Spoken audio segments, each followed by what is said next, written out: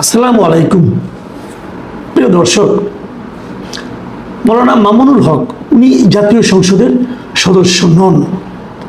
ঢাকার মোহাম্মদপুর এলাকা থেকে গত নির্বাচনে তিনি প্রার্থী হয়েছিলেন।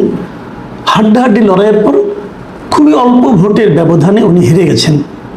উনি হেরেছেন ববি হাজ্জাজ সাহেবের কাছে, যিনি এখন শিক্ষা বিষয়ক শিক্ষা মন্ত্রণালয়ের প্রতিমন্ত্রী হিসেবে কাজ করছেন।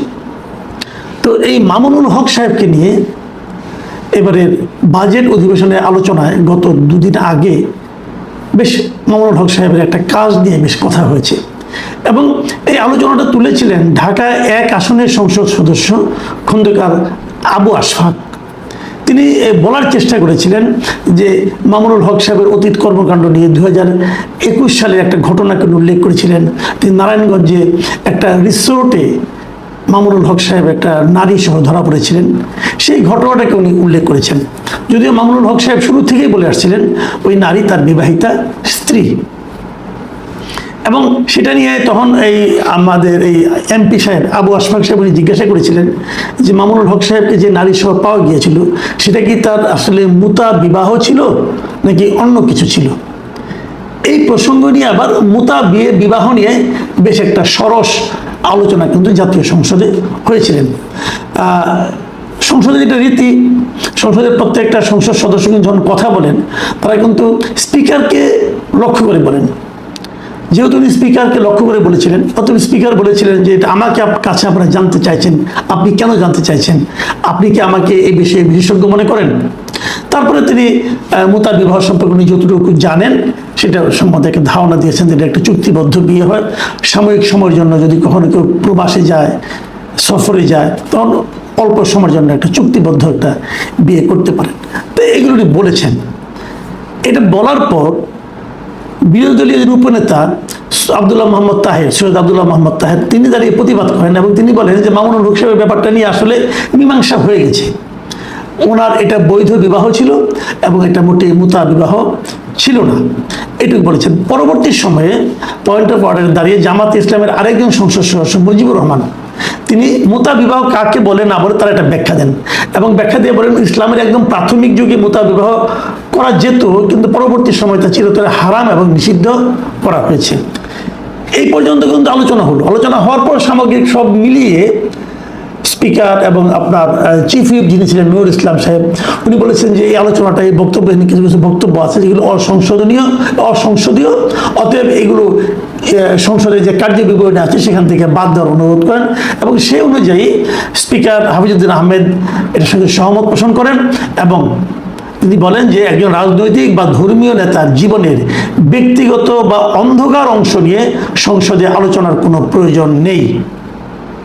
এরপর উনি খন্দকার আশফাকের দেওয়া মুতা বিবাহ সংক্রান্ত সম্পূর্ণ বক্তব্যটা সংসদের কার্যবিবরণী থেকে এক্সপান্স করার কথা ঘোষণা দেন। তখন উনি এক্সপান্স কিন্তু করে দিলেন। করে দেওয়ার আগে একটা কথা কিন্তু বললেন, যেটা আমি একটু উচ্চারণ করলাম, সেটা হলো একজন রাজনৈতিক বা ধর্মীয় নেতার জীবনের ব্যক্তিগত বা অন্ধকার অংশ নিয়ে সংসদে আলোচনার কোনো প্রয়োজন নেই। এই যে কথাটা, এই যে বাক্যটা উনি বললেন, এই বাক্যটার মাধ্যমে কিন্তু উনি আসলে বিতর্কটাকে জিইয়েই রাখলেন এবং এই ঘটনাটাকে উনি মৌলানা মামুনুল হক সাহেবের জীবনের অন্ধকার অংশ হিসেবে কিন্তু অভিহিত করলেন। তো উনি করেছেন, এটা ওনার দায়িত্ব। আমরা আলোচনা কেন করছি আজকে? আমি এইটুকু হলেই কিন্তু আলোচনা করতাম তা কিন্তু নয়। আমি আলোচনা করছি এই কারণে যে আজকে যখন আমি এই রেকর্ডিংটা করছি, আজকে 20 তারিখে, আজকে সকালের দিকে মৌলানা মামুনুল হক সাহেব নিজে তার ফেসবুকে একটা বড় পোস্ট দিয়েছেন, বেশ বড়, প্রায় 2360 শব্দের মতো হবে, 60-64 শব্দ, এরকম বিশাল একটা পোস্ট উনি দিয়েছেন। সেই পোস্টে উনি ডিটেইল বর্ণনা করেছেন ওই দিন কি ঘটেছিল, তার পেছনে কি ঘটনা ছিল, অনেক কিছু উনি বলেছেন এবং ওনার এই বিশাল বক্তব্যটা পড়ার পর আমার কাছে মনে হলো যেটা নিয়ে একটু আলোচনা করা দরকার। আমার কাছে কেন মনে হলো, এটা আলোচনা শেষ দিকে যেয়ে হয়তো আপনারা বুঝতে পারবেন। উনি যেভাবে শুরু করেছেন, ওনার একটা শিরোনাম দিয়েছেন 501 ফ্যাসিবাদী হাসিনার ব্যর্থ প্রজেক্ট। আমি এটা দেখে আসলে পড়তে পেরেছিলাম যে 501 কেন বললেন উনি। আমি 500 আগের ঘটনা একটু বলে নিই। উনি ওখানে ওই যে রিসোর্টে উনি গিয়েছিলেন, নারায়ণগঞ্জের রয়্যাল রিসোর্ট, সেই রিসোর্টের 501 নম্বর কক্ষে কিন্তু উনি ওনার ওই স্ত্রীকে নিয়ে অথবা ওই নারীকে নিয়ে অবস্থান করছিলেন। মানে ওই রুম নাম্বার হিসাবে উনি এটাকে 501 ফ্যাসিবাদী হাসিনার ব্যর্থ প্রজেক্ট। আমি এই প্রসঙ্গে শেষ দিকে আসবো, আমি এর আগে ওনার লেখাটা সম্বন্ধে একটু ধারণা দিয়ে নিই। উনি এই ঘটনাটা ডিটেল বর্ণনা করেছেন যে 2021 সালের 3 এপ্রিলে উনি কিভাবে ওখানে গিয়েছিলেন। তিনি বলেছেন যে সেদিন আমি আমার স্ত্রী জান্নাতারা ঝর্ণাকে নিয়ে নারায়ণগঞ্জের রয়্যাল রিসোর্টের 501 নম্বর কক্ষে অবস্থান করছিলাম। সেখানে পুলিশের নেতৃত্বে স্থানীয় আওয়ামী সন্ত্রাসী, সাংবাদিক লীগ ও ঘাদানিকের প্রায় 100 খানেক সদস্য উপস্থিত হয়। ঘাদানিক জিনিসটা কি? দেখুন, ওনার এই আত্মপক্ষ সমর্থনের মধ্যে কিন্তু এক ধরনের পলিটিক্স আছে আমি মনে করি। ঘাদানিকে প্রসঙ্গ রেখে কেন আসলো? ঘাদানিক জিনিসটা কি আপনি অনেকে জানেন না। ঘাদানিকটা কি? কারণ আমি বলি, ঘাদানিকটা অনেক আগের ঘটনা। সেই 90-এর দশকে ঢাকা শহরে একটা আন্দোলন হয়েছিল রাজাকার জামাত বিরোধী। সেখানে এই একটা সংগঠন ছিল, সংগঠনের নাম হলো ঘাতক দালাল নির্মূল কমিটি। সেটা প্রধান ছিলেন শাহরিয়ার কবির, জাহানারা ইমাম, এরা সবাই ছিলেন। সেই ঘাতক দালাল নির্মূল কমিটি সংক্ষেপ হলো ঘাদানিক। তো মামুনুল হক সাহেব সেই ঘাদানিক শব্দটা ওখান থেকে উল্লেখ করেছেন। মানে তারা স্বাধীনতা বিরোধী যে চক্র ছিল তাদের ব্যাপারে ওই ঘাদানিক ছিল, মানে ঘাতক দালাল নির্মূল কমিটি, তারা খুব সক্রিয় ছিল। যাই হোক, উনি সেটাকে বললেন এবং তারপরে তিনি বললেন যে পুলিশদেরকে দেখে উনি ওনার স্ত্রীকে ওয়াশরুমের মধ্যে লুকিয়ে ফেলেন এবং তারপরে লেডি পুলিশ আসে, এসে তাকে টেনে হিঁচড়ে বের করে নিয়ে আসে এবং তারা উপর্যুপরি তাকে জিজ্ঞাসা করে আপনার সঙ্গে এই মহিলার সম্পর্ক কি, অ্যাটসেট্রা অ্যাটসেট্রা। উনি বলার চেষ্টা করেন যে উনি আমার বিবাহিতা স্ত্রী। এবং প্রশ্ন হলো যে এই বিবাহিত স্ত্রী যদি হয় তাহলে ওখানে আপনারা যখন ঢুকছেন, ঢুকার সময় আপনি কীভাবে ঢুকছেন? ওই রিসোর্টে তো ওখানে একটা লেখা নাম লিস্ট করতে হয় যে আপনি কীভাবে ওখানে ঢুকলেন। কিন্তু ওখানে কিন্তু ওই রিসোর্টে ওই জান্নাতারা ঝর্ণার নামটা লেখা ছিল না। ওখানে লেখা ছিল ওনার যে বৈধ স্ত্রী, আর আগে থেকে যে স্ত্রী ছিল আমিনা তাইয়েবা, তার নাম লেখা ছিল। এবং এই কথাটাও কিন্তু এই মামুনুল হক সাহেব উল্লেখ করেছেন। তিনি বলেছেন, ওরা লেখাতে পড়ে শোনায় যে আমার আইডি কার্ডের বিস্তারিত পরিচয়ে স্ত্রীর নাম আছে আমিনা তাইয়েবা, আর জান্নাতারার আইডি কার্ডে তার নাম হলো শাহিদা ইসলাম এবং স্বামী হিসাবে শহীদুল ইসলামের নাম লেখা আছে, যা তখনও পরিবর্তন করেনি। তাই আমরা দুজনে কথা বলেই স্ত্রীর ঘরে আমার প্রথমার নাম লিখেছিলাম। তার মানে ওই জান্নাতারাকে নিয়ে ওইখানে ঢুকলেও ওই ইয়েতে রেজিস্টার যে বই আছে, যে খাতা আছে রিসোর্টের, সেখানে কিন্তু ওই মহিলার নাম উনি লিখেছেন, জান্নাতারা লেখেন নাই, লিখছেন আমিনা তাইয়েবা। মানে একটা মিথ্যা নাম, ভুল নাম, ওনার প্রথম স্ত্রীর নাম ওখানে উনি লিখেছেন। কাজটা ঠিক করেছেন। উনি ব্যাখ্যা করছেন যে যেহেতু এই মহিলা, এখন এই মহিলাটাকে তাও বলি, এই মহিলা হলো ওনারই এক সহকর্মী, সেই সহকর্মীর সাবেক স্ত্রী। তাদের সঙ্গে ডিভোর্স হয়ে যায় এবং ডিভোর্স হওয়ার পরে তারপর তার সঙ্গে যোগাযোগ হয়, যোগাযোগ হওয়ার পর তাকে বিয়ে করেন। এখন এই বিয়ে করার ব্যাপারে উনি আবার একটা ব্যাখ্যা দিয়েছেন, খুব ইন্টারেস্টিং ব্যাখ্যা। এই ব্যাখ্যাটা যখন বলবো তাহলে আমি দু একটা মন্তব্য করতে চাই। উনি বলছেন যে এই জান্নাতারা ছিল ইতিপূর্বে আমার ঘনিষ্ঠ সহকর্মী হাফেজ শহীদুল ইসলামের স্ত্রী এবং আব্দুর রহমান জামি ও ওবায়দুর রহমান তামিম নামে তাদের দুজন সন্তান রয়েছে ওই মহিলার। বনিবনা না হয় তারা উভয়ে স্বেচ্ছায় বিবাহ বিচ্ছেদ ঘটায়। একটা সময় জান্নাতারা স্বপরিচিত হয়ে ফোনে আমার সঙ্গে যোগাযোগ স্থাপন করে এবং আমার সহযোগিতা কামনা করে। মানে উনি না, ওই ভদ্র মহিলাই মামুনুল হক সাহেবের সঙ্গে যোগাযোগ করে তার সঙ্গে সম্পর্ক তৈরি করে। এবং তখন মামুনুল হক সাহেব কি করেছেন, আমি তাকে আমার পরিবারের কথা বলে এই মর্মে প্রস্তাব দেই যে সমতার ভিত্তিতে স্ত্রীদের যে অধিকার দেওয়ার বাধ্যবাধকতা ইসলামে রয়েছে সেটা আমি দিতে পারবো না। এতে যদি সে সম্মত থাকে তাহলে আমি তাকে আমার বিবাহ বন্ধনে আবদ্ধ করব। সে স্বেচ্ছায় প্রস্তাবে সম্মতি জানালে আমি তার কাছ থেকে সুস্পষ্ট শব্দের বিবাহের ইজিন গ্রহণ করি এবং শরীয়তের বিধান মোতাবেক আমরা বিবাহ বন্ধনে আবদ্ধ করি।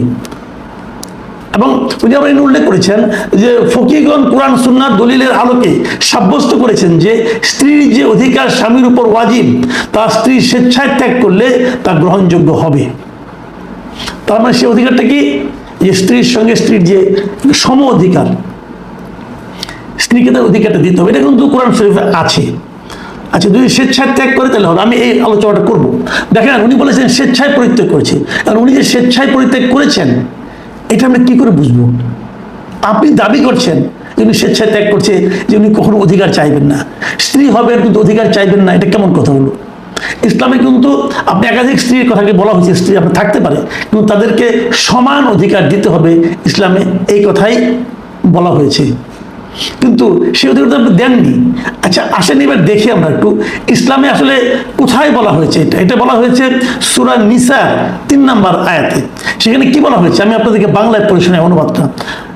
যদি তোমরা আশঙ্কা করো যে নারী ইয়াতিমদের প্রতি সুবিচার করতে পারবে না, তবে নারীদের মধ্য হতে নিজেদের পছন্দ মতো 2, 2, 3, 3 ও 4, 4 জনকে বিবাহ করো। মানে 2, 3 অথবা 4 জনকে তুমি বিয়ে করতে পারো। কিন্তু তোমরা যদি আশঙ্কা করো যে তোমরা সুবিচার করতে পারবে না, তাহলে একজনকে কিংবা তোমাদের অধীনস্থ দাসীকে, এটাই হবে অবিচার না করার কাছাকাছি। মধ্যে কথা হলো যে আপনাকে সুবিচার করতে হবে, মানে প্রত্যেকটা স্ত্রীর প্রতি আপনাকে সুবিচার করতে হবে। যদি সুবিচার আপনি করতে না পারেন তাহলে আপনি 2টা অথবা 3টা অথবা 4টা বিয়ে করতে পারবেন না। তাহলে আপনি এক বিয়ে নিয়ে সন্তুষ্ট থাকতে হবে। যদি একজনকে আপনি বিয়ে করার জন্য সন্তুষ্ট, তারপর যদি আপনি সুবিচার করতে না পারেন, তাহলে আপনাকে আপনাদের অধীনস্থ যে দাসী আছে তাকে নিয়ে আপনাকে সন্তুষ্ট থাকতে হবে, এবং এটা হবে অবিচার না করার কাছাকাছি। এটা কিন্তু কোরআনের আয়াত, সূরা নিসার 3 নম্বর আয়াত। আমি এই জায়গাটাতে একটু বলা হয়েছে কি আপনি স্ত্রীদের প্রতি সুবিচার করতে হবে। মামুনুল হক সাহেব দ্বিতীয় বিয়ে করেছেন বলে দাবি করেছেন, এবং উনি বলেছেন যে দ্বিতীয় বিয়ের বিষয়টা বিয়ে করার আগে উনি ওনার স্ত্রীকে বলেছেন যে তোমার প্রতি আমি এই ওয়াজিবটা করতে পারবো। এটা কিন্তু ওয়াজিব না রে ভাই, কোরআনের আয়াত পালন করাটা ওয়াজিব না, এটা ফরজের মধ্যে পড়ে। আপনি কোরআনের আয়াত, কোরআনে যে সূরাতে যেটা বলা হয়েছে সেটা আপনাকে মানাটা আপনার বাধ্যতামূলক, এটা ওয়াজিব তো ওয়াজিব নাই। আচ্ছা আপনাকে সুবিচার করতে হবে, আপনি জান্নাতের সঙ্গে সুবিচার করতে পারবেন না বলে তাকে বলছেন সে স্বেচ্ছা পরিত্যাগ করেছে। ওকে, আমরা পরে দেখতে পেয়েছি উনি কিন্তু এই প্রথম বিয়ের, এই দ্বিতীয় বিয়ের কথাটা তার প্রথম স্ত্রীর কাছেও গোপন করেছিলেন। যখন উনি ওখান থেকে আসেন, ওই যে টেলিফোনে ওনার প্রথম স্ত্রীকে বলেছেন যে তুমি আবার অন্য কিছু মনে করো না, এমনি তোমার বাসায় এসে বুঝিয়ে বলবো। তাতে ওখানে আমরা স্পষ্ট বুঝেছি ওনার প্রথম স্ত্রী এই বিয়ের ব্যাপারে জানতেন না, এবং কেন উনি আবার এটা ব্যাখ্যা দিয়েছেন সেই ব্যাখ্যা আমি পরে আসি। তার আগে আমি বলছি যে আপনি যে প্রথম স্ত্রীকে গোপন করে দ্বিতীয় আরেকটা বিয়ে করলেন, আপনি কি প্রথম স্ত্রীর প্রতি সুবিচার করতে পারলেন? এই কথাটা আপনি আমাকে বলেন। আপনি তো প্রথম স্ত্রীকে ইনফর্ম করেন নাই, আপনি প্রথম স্ত্রীর কাছে গোপন করে দ্বিতীয় আরেকটা বিয়ে করেছেন। এটা কি আপনি প্রথম স্ত্রীর প্রতি সুবিচার করতে পেরেছেন? আপনি তো সুবিচার এখানেই শেষ করে দিয়েছেন, আপনি তো কোরআনের আয়াতটা এখানেই লঙ্ঘন করে দিয়েছেন। তো এইটা তো ঠিক হলো না রে ভাই। এবং উনি আবার বলছেন, দেখেন আরেক কি বলছেন, এই বিবাহ উনি কেন গোপন আছে এটা ব্যাখ্যা দিয়েছেন উনি। ব্যাখ্যাটা কি? এটা সবাই জানি আমাদের উপমহাদেশে একাধিক বিবাহ একটি জটিল বিষয়। অধিকাংশ ক্ষেত্রেই যারাই একাধিক বিয়ে করেন, বিবাহ করেন, তারা প্রথম পরিবার থেকে একটা সময় পর্যন্ত লুকিয়ে রাখেন। এই জন্য কথাটা বলছেন, এই কথাটা কতটুকু ইসলাম সম্মত। দেখুন আমি আপনি আমরা সাধারণ মানুষ, আমরা কখন কি করি না করি আমাদের অনেক কিছুই কিন্তু এর জন্য আমাদের ব্যক্তিগতভাবে আমাদের অপরাধ হয়। আমি যদি ধরনের কিছু করি এটা আমি অন্যায় করি, এবং এই অন্যায়ের জন্য আমাকে ব্যক্তিগতভাবে অপরাধ হবে, ব্যক্তিগতভাবে আমি শাস্তিও পাবো। কিন্তু যখন মৌলানা মামুনুল হকের মতো একজন মানুষ, যাকে সবাই অনুসরণ করেন, যার মুখের উচ্চারিত একটা শব্দের অনেক মূল্য আছে, ইসলামী স্কলার হিসেবে যাকে নাকি বিবেচনা করা হয়, যিনি একটা মাদ্রাসার সবচেয়ে গুরুত্বপূর্ণ শিক্ষকদের মধ্যে একজন, বড় মাদ্রাসা মোহাম্মদপুরের, তো উনি যখন এই ধরনের খোঁড়া যুক্তি দেন তখন ব্যাপারটা কিন্তু আমাদের জন্য ভয়ঙ্কর হয়ে দাঁড়ায়। উনি বলছেন যে এই উপমহাদেশে একটা জটিল বিষয় অধিকাংশ ক্ষেত্রে লুকিয়ে রাখে, এটা কোনো কথা? মানে ইসলামকে ওনার যে পদ্ধতি লুকিয়ে রাখা, এটা কি ইসলাম সমর্থন করে? উনি বলছেন যে পরিবার মানতে চায় না এই জন্য লুকিয়ে রাখে। আচ্ছা আপনি আমাকে বলেন পরিবার কেন মানবে না? আপনার পরিবার কিন্তু আপনি ইসলামী শিক্ষা দিয়েছেন, আপনি নিজে একজন ইসলামী স্কলার, তো আপনার পরিবার কি ইসলাম মানবে না? আপনি কি আপনার পরিবারকে প্রতিনিয়ত ইসলামের শিক্ষাগুলি দেন না? দেন তো। তো আপনার সন্তান, আপনার কন্যা, আপনার পুত্র, আপনার স্ত্রী, তাদের সবাই জানেন ইসলামে কি আছে, এবং সেই ইসলামের শিক্ষাগুলি আপনি তো প্রচার করছেন, আপনি তো আপনার স্টুডেন্টদেরকে শিক্ষা দিচ্ছেন। আপনি কি আপনার স্ত্রী, পুত্র, কন্যাকে শিক্ষা দিতে পারেন নাই? তারা মানবে না কেন? তারা কি ইসলাম মানবে না? তাদের ব্যক্তিগত যদি দুঃখ কষ্ট থাকে সেটা কি তার ধর্মকে চেয়ে বেশি? আপনি গেলে এই কথাটা বলেন। আপনি এতদিনে দেখেন আমাদের মহানবী হযরত মুহাম্মদ সাল্লাল্লাহু আলাইহি ওয়াসাল্লাম উনি একাধিক বিয়ে করেছেন তো, তুমি কি লুকিয়ে রাখতেন? একটা বিয়ে করে একটা স্ত্রী কাছে লুকাইতেন, এবং এতে কি ওনার স্ত্রীরা কি খুব দুঃখ পেত, পাইতো বোধ হয়, আমি জানি না, বলতে পারবো না, কিন্তু ওনার তো ইসলামের এই নিয়মটাকে মানতেন, উনি তো 4টার বেশিও বিয়ে করেছেন। তো ওনার উন্মত হয়ে ওই ধর্মের আপনি একজন প্রচারকের মতো অবস্থানে থেকে আপনি আপনার পরিবারকে শিক্ষা দিতে পারেন নাই যে কি করতে হবে? তবে লুকিয়েছেন, লুকানোটাকে ইসলাম অনুমোদন করে? আপনি আমাকে এই কথা বলেন ভাই, করে না। তাহলে এই জিনিস উনি আবার এই কথা বলেছেন, দেখেন উনি তো এই বিয়ের পরে যে বিয়েটা করেছেন এটা উনি কাবিনও করেন নাই, কাবিন না করাটা উনি বলছেন রাষ্ট্রীয় আইন, ইসলামী আইনের মধ্যে পড়ে না। উনি একটু ব্যাখ্যা দিয়েছেন, আইনে প্রথম স্ত্রীর অনুমতির বাধ্যবাধকতার জটিলতায় কাবিন করাটাও সমস্যাপূর্ণ ছিল, আর ইসলামেও কাবিন করা বাধ্যতামূলক নয়। আমার প্রথম বিবাহেও স্ত্রী রাষ্ট্রীয় আইনে অপ্রাপ্ত বয়স্ক হওয়ায় কাবিন করিনি। উনি এখানে স্বীকার করলেন ওনার যে প্রথম বিয়ে ওই সময় উনি কাবিন করেননি। কেন করেন নাই? কারণ তার স্ত্রী তখন অপ্রাপ্ত বয়স্কা ছিল। অপ্রাপ্ত বয়স্ক বিয়ে করলে পরে, কাবিনে উল্লেখ করলে পরে তো ওটা শাস্তিযোগ্য, আমাদের রাষ্ট্রীয় আইনে শাস্তিযোগ্য অপরাধ হবে। তার মানে উনি প্রথম বিয়েটা করেছেন অপ্রাপ্ত বয়স্ক এক নারীকে, মানে একটা শাস্তিযোগ্য অপরাধ উনি তখনই করেছেন। তার মানে এই ধরনের অপরাধ করার প্রবণতা ওনার মধ্যে আছে। তো এখন এই যে বিষয়গুলো উনি যেগুলো বললেন, বলার পর উনি এই আলোচনাটা কিভাবে শেষ করেছেন সেটা আমি একটা কথা বলি। ও মাঝখানে আবার আরেকটু বলে নেই, এই যে দ্বিতীয় বিয়েটা আছেন এটা নিয়ে কিন্তু অনেকে প্রশ্ন করছেন, কারণ উনি যখন গতবার কয়েকদিন আগে ইলেকশন করলেন সেই ইলেকশনে কিন্তু উনি আর একটা স্ত্রীর কথা বলেছেন। তাহলে তার দ্বিতীয় স্ত্রী যাকে নিয়ে এত কিছু হলো সে কোথায় গেল এখানে? উনি বলেছেন যে উনি ওই বিয়েটা করেছিলেন 2019 সালে, আর এই ঘটনা ঘটেছিল 2021 সালে, আর 2025 সালের পরে নাকি ওই মহিলার সঙ্গে ওনার ছাড়াছাড়ি হয়ে গেছে, তালাক হয়ে গেছে। কাজেই এটা মানে পরে আর থাকে না আর কি, এই বিয়ে আর শেষ পর্যন্ত তার এখন আর তার স্ত্রী উনি না, এটা উনি এখানে এই আলোচনার মাধ্যমে জানাই দিয়েছেন। আচ্ছা, জানানোর পর ওই আলোচনাটা কীভাবে শেষ করছেন আমি কিন্তু সেই প্যারাটা পড়ি, আপনাদের পড়ে শোনাই। উনি বলেছেন, যে সকল কুলাঙ্গার ফ্যাসিস্ট হাসিনার ষড়যন্ত্রমূলক অসভ্যতা, নির্লজ্জতা, বেহায়াপনা ও রাষ্ট্রীয় মব সন্ত্রাসের পরাজিত ঘৃণ্য প্রজেক্টকে 501 বলে বিকৃত স্বাদ আস্বাদন করে, তাদের প্রতি আমাদের সুস্পষ্ট জবাব হলো 501 আমাদের নয়, বরং ফ্যাসিস্ট হাসিনা ও তার নির্লজ্জ দোসরদের পরাজয়ের দলিল। হাসিনার পরাজয়ের কালিমা হিসেবে 501কে আমরা আমাদের বিজয়ের প্রতীক হিসেবে গ্রহণ করলাম। আমরা এখন থেকে 501কে সেলিব্রেট করব এবং আল্লাহর খাস রহমত প্রাপ্তির আনন্দ উদযাপন করব ইনশাল্লাহ। যারা শেখ হাসিনার এই বেহায়াপনার সঙ্গে সুর বোলাবে সেখানে আমরা 501-এর বার্তা পৌঁছে দেব ইনশাল্লাহ। আমি কিন্তু এই জায়গাটা একদমই বুঝি নাই, উনি 501-কে সেলিব্রেট করবেন কেন এটা আমার কাছে ক্লিয়ার না। আর 501-এর বার্তা উনি কিভাবে পৌঁছে দিবেন এটা আমি বুঝি না। 501-এর বার্তাটা কি? 501-এর বার্তা নিজের গোপনে বিয়ে করা স্ত্রীকে নিয়ে নিজের প্রথম স্ত্রীর নাম ভাঙিয়ে সেইভাবে নাম লিখে, মিথ্যা তো, পুরোটা তো মিথ্যা, মিথ্যা তথ্য দিয়ে তারপর তাকে নিয়ে ঘরে রাখা, এটা 501-এর বার্তা? এই বার্তাকে আপনি সবাইকে দিতে চান? আমি ভাই বুঝি নাই।